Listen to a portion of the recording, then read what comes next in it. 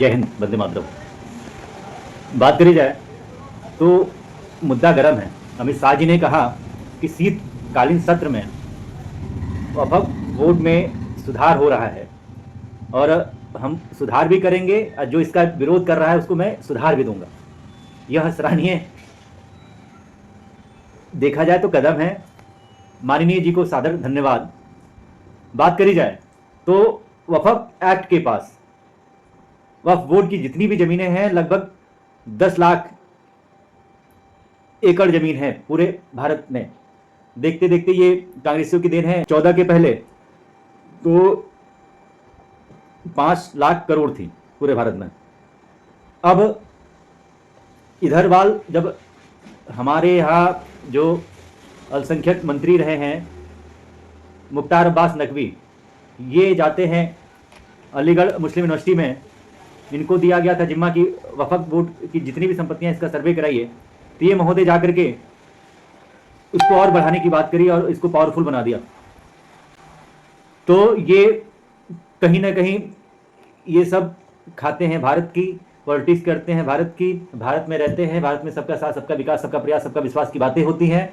लेकिन ये मुख्तार अब्बास नकवी ने किया यूं कि जस्ट दूना कर दिया इतनी तेजी से कि इसको पता था कि मोदी जी आए हैं तो इसको बदलेंगे। इसको भनक लग चुकी थी। इंटेलेक्चुअल है, पढ़ा लिखा है, बुद्धिजीवी है। इसने बहुत तेजी से संपत्तियों का जो भी असीमित शक्तियां दे दी गई हैं, भरमार शक्तियां दे दी गई हैं, उसका इस्तेमाल करते हुए इसको कब्जा करवाया। 10 लाख वक्फ एक्ट के वक्फ बोर्ड के पास जो है लैंड है, जो लैंड जिहाद हुआ है। और केवल अगर यूपी की बात करी जाए, जो कि वैसी ने कहा है कि 1,25,000 जमीन वक्फ बोर्ड के अंडर में है यूपी में, जिसका 1,21,000 के पास रजिस्टर्ड कोई डीड नहीं है, कोई पेपर नहीं है। वैसे ही उसने ये बोला कि हैदराबाद में 33,000 करोड़ 33,000 वह प्रॉपर्टी है जिसके पास रजिस्टर्ड डीड नहीं है।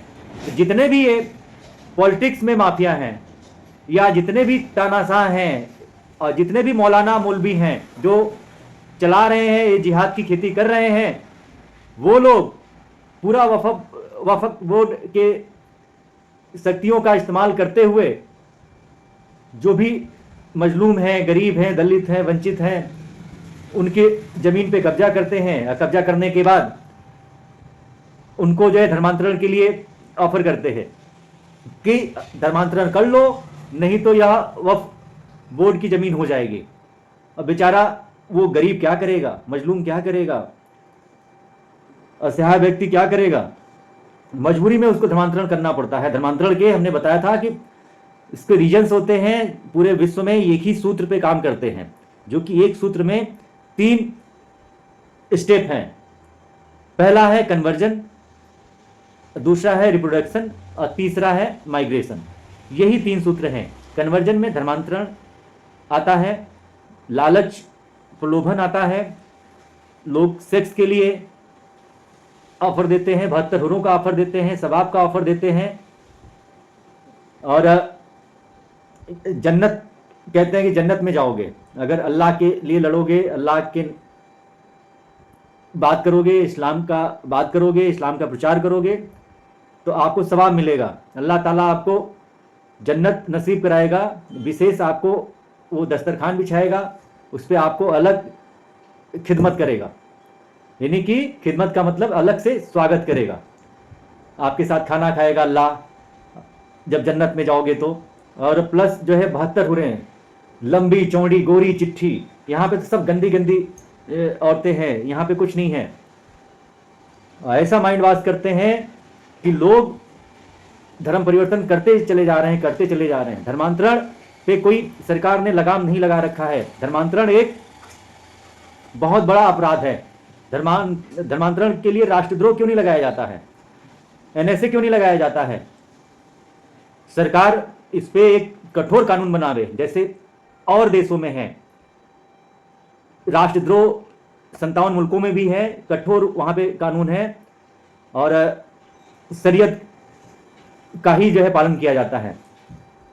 संविधान की बात अगर करी जाए तो संविधान सिर्फ ये हिंदुओं के लिए मानने के लिए बनाया गया है, मुसलमानों के लिए नहीं बनाया गया है। जो कि बात कही गई है कि 1971 में जो संशोधन हुआ था, अमेंडमेंट हुआ था, उसमें यही था कि वो सब अपना, मुसलमान अपना जो है शरीयत, अपने धर्म का पालन करेंगे और शरीयत के हिसाब से चलेंगे, और हिंदुओं को ही सिर्फ संविधान के दायरे में रहना होगा, संविधान को मानना होगा। ये इंदिरा गांधी ने किया था 1985 में, ये इसको राजीव गांधी ने भी बल दिया। तो वो देखा जाए तो संविधान कहाँ है? संविधान यानी कि सबके लिए बराबर का विधान। संविधान सबके लिए होना चाहिए ना, स्पेशल कहाँ से आए हैं? जब धर्म के आधार पर बंटवारा हुआ, पाकिस्तान मिल गया, तो यहाँ पर इन लोगों को इतना घटिया, इतना गंदी सोच क्यों संविधान में भी मेंशन किया गया? संविधान को क्यों शरीयत में परिवर्तित किया गया? ये देश के साथ बहुत बड़ा धोखा है, देश के साथ बहुत बड़ा छलावा है। माननीय गणों, सचेत हो जाओ। अब सोचो कि यूपी में 1,25,000 वक्फ प्रॉपर्टी है, जो कि अवैसी खुद बोलता है। हैदराबाद में 33,000 की वक्फ प्रॉपर्टी है जिसके पास रजिस्टर्ड डीड नहीं है। वो प्रॉपर्टी कौन लेगा? वो अपने लोगों को भड़का रहा है। ऐसे ही पूरे भारत में 10 लाख प्रॉपर्टी वक्फ बोर्ड के पास है, अवैध कब्जे हुए हैं। मुख्तार अब्बास नकवी अलीगढ़ मुस्लिम यूनिवर्सिटी में गया था, तो यही करने के लिए गया था क्या? तो ये सब भले ही पार्टी में रहते हैं और एक वहाँ की जो भी हमारी संवैधानिक व्यवस्था है उसको देश विदेश में जो भी इनके अनुयायी हैं वहाँ तक ये लोग पूरी बात शेयर करते हैं, लीक आउट करते हैं। सरकारें संज्ञान नहीं ले रही हैं और सबका साथ, सबका विकास, सबका प्रयास, सबका विश्वास की बातें करती है। तो इनको को विश्वास किया तो कैसे 2014 के बाद जो है दोगुना प्रॉपर्टी हो गई? ये सब आपको कभी वोट नहीं देते हैं। सबसे ज्यादा हमने देखा है कि सबसे ज्यादा योजनाएं इन्हीं लोगों को मिला है। 35 से 40% ये लोग हैं। तो सबसे ज्यादा आप लोग अगर आंकड़ा देखा जाए सरकारी, तो सरकारी आंकड़ों में सबसे ज्यादा वह प्रॉपर्टी इन लोगों के पास है। आप लोगों को नहीं समझ में आता है। सबसे ज्यादा योजनाएं इन लोग लेते हैं। चाहे वह आप बात करी जाए मुद्रा लोन की, तो मुद्रा लोन सबसे ज़्यादा इन लोगों को दिया जाता है। एमएसएमई के तहत जो भी व्यवसाय के लिए जो भी फंडिंग हो रही है, वो सबसे ज़्यादा उसका फ़ायदा यही उठा रहे हैं। प्रधानमंत्री आवास योजना के तहत जो भी आवास जो है आवंटित हो रहे हैं, सबसे ज़्यादा यही लोग लाभार्थी हैं। और हिंदुओं का नाम काट करके, बल्कि लोकल स्तर पे भी ये काम चल रहा है। वहाँ पे भी जो भी प्रशासनिक जो कांग्रेसियों के एम्प्लॉई रहे हैं, भाई 18 साल के बाद नौकरी लग जाती है, 60 साल के बाद रिटायरमेंट होती है, तो वही हैं सब। और चाहे वो यूपी में बात करी जाए तो सपा ई या अखिलेश यादव या मुलायम सिंह यादव, ये लोग क्या ही अभी भी अधिकारी हैं, तो अपना मनमानी तरीके से वक्फ बोर्ड के लिए और मुसलमानों के लिए ये पैरोकार हैं या पैरवी करते हैं। उनके अधिकारी भी सबसे ज़्यादा हिंदुओं का लिस्ट से नाम काटा जा रहा है, राशन कार्ड से नाम काटा जा रहा है, और मुसलमानों का राशन कार्ड से नाम नहीं कट रहा है। सबसे ज़्यादा फायदा हमारी भाजपा गवर्नमेंट भी मुसलमानों को ही पहुंचा रही है। ये एलिगेंस लोग लगा रहे हैं। हमारे पास भी ये सब चीज़ें, शिकायतें आ रही हैं, अब हर प्रदेश से आ रही हैं, केवल यहाँ से नहीं। 30 राज्य हैं भारत में, तो भारत के 30 राज्यों से शिकायतें मेरे पास आती है। मेरे पास भी इतने फॉलोअर्स हैं कि लोग कहते हैं, अब जो वहाँ का लोकल का सांसद या लोकल का विधायक नहीं सुनता है, या वहाँ का लोकल का जो भी अधिकारी होते हैं, प्रशासनिक अधिकारी, चाहे वो डीएम हो चाहे कप्तान हो, जो भुक्तभोगी होते हैं, मेरे पास आते हैं कहते हैं कि कोई नहीं सुन रहा है। तो मेरे को कुछ ना कुछ सोचना पड़ता है, उनको अच्छा सुझाव देता हूँ।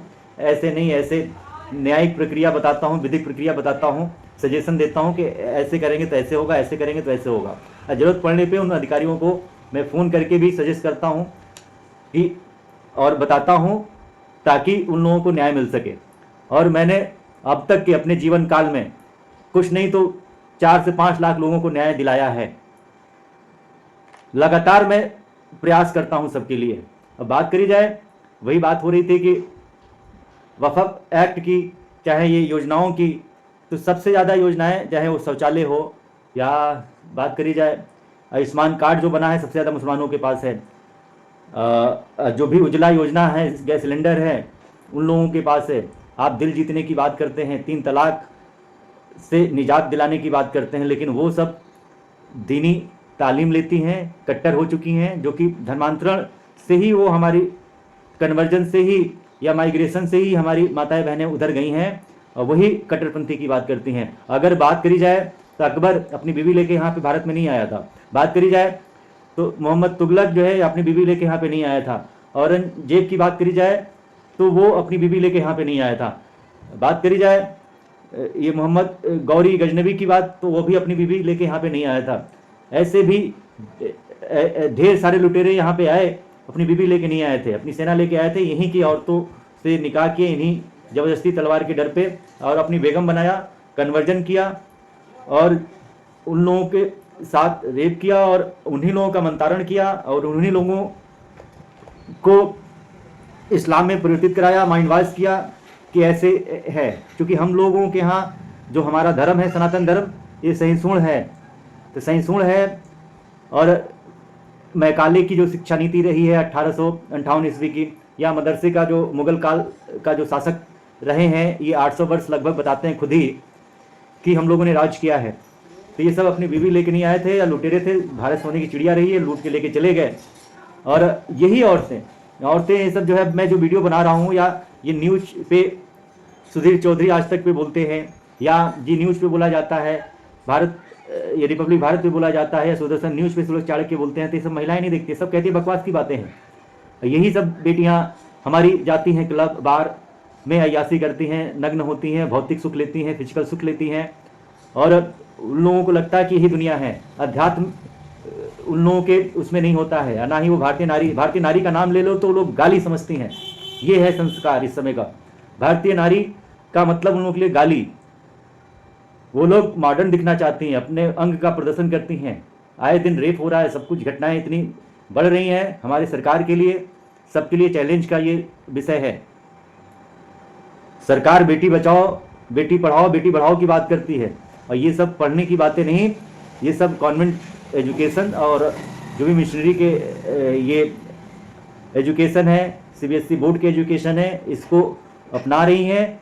और इसके तहत वो वहाँ पे जो ऐसी शिक्षा दी जाती है, फिजिक्स पढ़ाया जा रहा है, बायोलॉजी पढ़ाया जा रहा है, तो वहाँ के जो भी जिहादी टीचर हैं, जब भी कानपुर की बात करी जाए तो वहाँ पे नीट का जो प्रोफेसर था जिहादी, वो बिटिया के साथ अश्लील हरकतें करता दिखा, कल का वीडियो है। और ऐसे ही बात करी जाए तो लखनऊ में भी अलीन करके नीट का एक अलीन इंस्टीट्यूट है, एक है फिनिक्स के पास इसका संस्था, एक है हजरतगंज हलवासिया में, एक है गोमती नगर में, 3 ब्रांचें हैं। वहाँ पे अलीन जो नीट का कोचिंग सेंटर है, वहाँ पर सबसे ज़्यादा वही जिहादी टीचर हैं और अपनी बहन बेटियों को बायोलॉजी पढ़ाते हैं। बायोलॉजी में खुल के बात करते हैं, पूरा ओपन सेक्स की बात करते हैं, और यही सब सिखा करके उनका जो है मोस्टराइज करते हैं, रेप करते हैं, बलात्कार करते हैं और अपने धर्म और दीन की तालीम देते हैं। तो ये एजुकेशन सिस्टम जब तक नहीं चेंज होगा, मैकाले मिशनरी और मदरसा शिक्षा नहीं चेंज होगी, तो मान्यवर ये दीमक पूरे भारत में फैल चुका है। इसको बचाने वाला कोई अब पैदा नहीं हुआ है, ना भारत देश बचेगा। दीमक का जड़ से इलाज करने के लिए ऐसी दवाई का प्रयोगशाला में तैयार करनी होगी, जैसे कि खेतों में या बात करी जाए पेड़ों में या कहीं पर भी जड़ों में जहाँ दीमक लग जाते हैं ना, उसका इलाज बड़ा मुश्किल होता है, वो पेड़ ढह ही जाता है। वैसे ही भारत भी ढह ही जाएगा। तो वो जब तक आप उसकी दवा नहीं बनाएंगे और उन दीमकों को मारेंगे नहीं, तब तक ये दीमक खत्म नहीं होगा। जड़ से इलाज करना है तो हमसे राय लीजिए, मैं आपको बताऊंगा, क्योंकि मैं इस्लाम के बारे में जानता हूं, मैं स्वयं भुक्तभोगी हूं। और जितना समय हमने इस्लाम के लिए दिया है ना, किसी ने नहीं दिया होगा। तो क्यों नहीं हमसे मौलाना बात करते हैं भाई? क्योंकि डरते हैं हमसे। हर थानों में सब जानते हैं कि संजय शर्मा फाड़ देता है। संजय शर्मा के पास इतनी डीप नॉलेज है कि कोई उसके टक्कर का नहीं है। ये कुरान हदीस की बात करते हो, हदीस डेली लिखा जाता है, मौलाना अपने सुविधा अनुसार लिखा करते हैं, माइंड वॉश करते हैं। और कुरान आसमानी किताब नहीं है, ना ही कोई ग्रंथ है। ये सिर्फ ये क्रूर राक्षस जो रहा है, वो उसको कहा जाता है मोहम्मद सल्लल्लाहु अलैहि वसल्लम साहब को कि इस्लाम और कुरान के प्रचार के लिए पैगंबर थे, उनको बनाया गया था।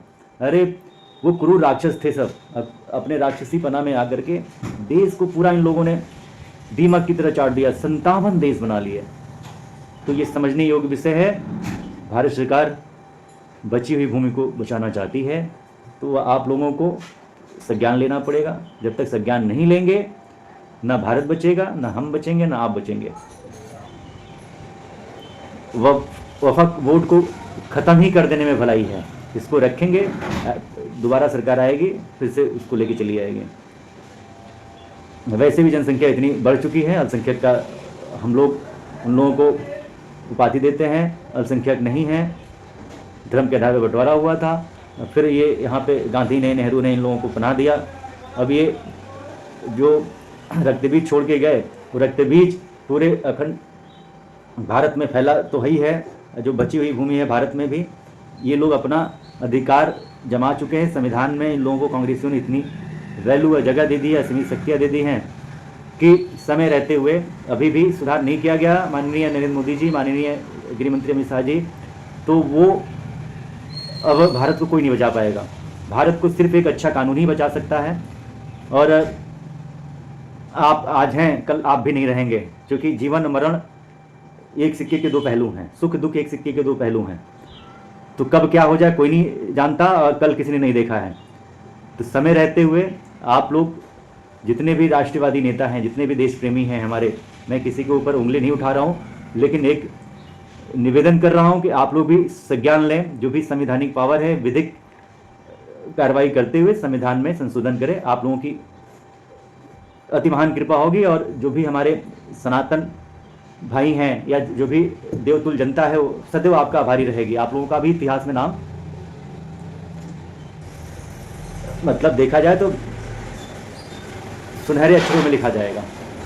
तो इतिहास आप लोगों ने भी पढ़ा होगा, इतिहास में सुनहरे अक्षरों में सबका नाम लिखा हुआ है। और आप लोग भी कुछ अच्छा करके जाइए सनातनी और सनातन धर्म के लिए, सनातन पृथ्वी के लिए, और मानवता के लिए, इंसानियत के लिए, भारतवासियों के लिए, कि कम से कम पूरा विश्व आपको याद करे। समय रहते हुए इसमें सुधार करें। आपकी ये देवतुल जनता ये कभी नहीं भूलेगी ऐसा। तो ये आप 10 लाख एकड़ की जितनी भी प्रॉपर्टी वोट के पास से इसको फ्री कराइए। और यही जो भी गरीब हैं, वंचित हैं, सरकार अपने पोजीशन में लें। और सरकार टैक्स पेयरों से पैसा लेती है, उन लोगों को फ्री में सैलरी दे रही है। वक्फ बोर्ड के जितने भी मौलाना हैं वहाँ अगर सरकार के बात करी जाए तो वक्फ बोर्ड चाहे मदरसा मस्जिद सरकार के कंट्रोल में नहीं है, सरकार उसमें हस्तक्षेप नहीं कर सकती है। लेकिन वही बात करी जाए तो मठ मंदिर हमारे जितने हैं, जितने भी धार्मिक स्थल हैं, सरकार का नियंत्रण है।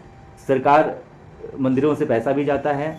मंदिरों से बात करी जाए तो उनका पूरा कंट्रोल है, निगरानी है। लेकिन वही बात करी जाए तो कांग्रेस ने ऐसा कानून बनाया जिसमें ज़मीन तो देखा जाए 10 लाख एकड़ है उन लोगों के पास, वक्फ बोर्ड के पास ज़मीन है, लेकिन उसमें सरकार का नियंत्रण नहीं है। अब सुनने में ये आ रहा है, सूत्रों के हवाले से खबर है, और हमारे कुछ सांसद विधायक ऐसे हैं जो राष्ट्रवादी हैं, ऋषिकांत दुबे जी हैं झारखंड वाले सांसद जी, तो उन्होंने भी बताया, बात हुआ करती है कि क्या चल रहा है। तो ये है कि सरकार का आने वाले समय में नियंत्रण होगा, जैसा कि वो बताया गया है, और सरकार इसमें उचित कदम उठाने जा रही है, ये अच्छी बात है। लेकिन इसको थोड़ा सा और गहन अध्ययन करिए, अध्ययन करके ये पूरा ये कानून को ही ख़त्म कर दीजिए और लैंड को अपने पास ले लीजिए, अपने नियंत्रण में ले लीजिए। जो ज़रूरतमंद है वहाँ पे हॉस्पिटल बनवाइए। और जो राय बहादुर लोग राय देते हैं कि नहीं राम मंदिर को लेकर के कि वहाँ पे हॉस्पिटल बनवा देना चाहिए, सबका इलाज होना चाहिए, वह बोर्ड के पास इतनी ज़मीन है। अब फिर भी आप देख रहे हैं एमपी में भाजपा की गवर्नमेंट है, एक हॉस्पिटल में वफा बोर्ड को इतना पावर दे दिया गया, हॉस्पिटल की ज़मीन में इतने ज़्यादा मज़ारें बन रही हैं, इतनी ज़्यादा मज़ारें, चारों तरफ जो है लोगों को आने जाने में दिक्कत होती है, नमाज़ पढ़ते हैं मरीजों को डिस्टर्ब होता है। वहाँ के जो भी डीन हैं या कुलपति हैं, डॉक्टर्स हैं, सब लोगों ने कंप्लेन किया है, लेकिन उस पर कोई सुनवाई नहीं हो रही है। हमारे जितने भी हिंदू संगठन हैं वहाँ पे जाके एक जो भी संवैधानिक होता है, लीगल होता है, जा कर के लोग वहाँ पे विरोध कर रहे हैं। जो भी प्रशासनिक अधिकारी हैं उनको एप्लीकेशन दे रहे हैं, सब कुछ दे रहे हैं, लेकिन वहाँ पे जब उनके पास पावर ही नहीं है तो इस वजह से कोई कार्रवाई नहीं हो पा रही है। तो ये पावर हमारे यहाँ जिला मजिस्ट्रेट, जिला कलेक्ट्रेट या जिला अधिकारी को दिया जाए और इसमें बारीकी से गहन अध्ययन करते हुए इसमें पूरा सुधार किया जाए। इस तरह की जो भी गतिविधियाँ हो रही हैं, लैंड जिहाद हो रहा है, इसको ख़त्म किया जाए। आप लोगों की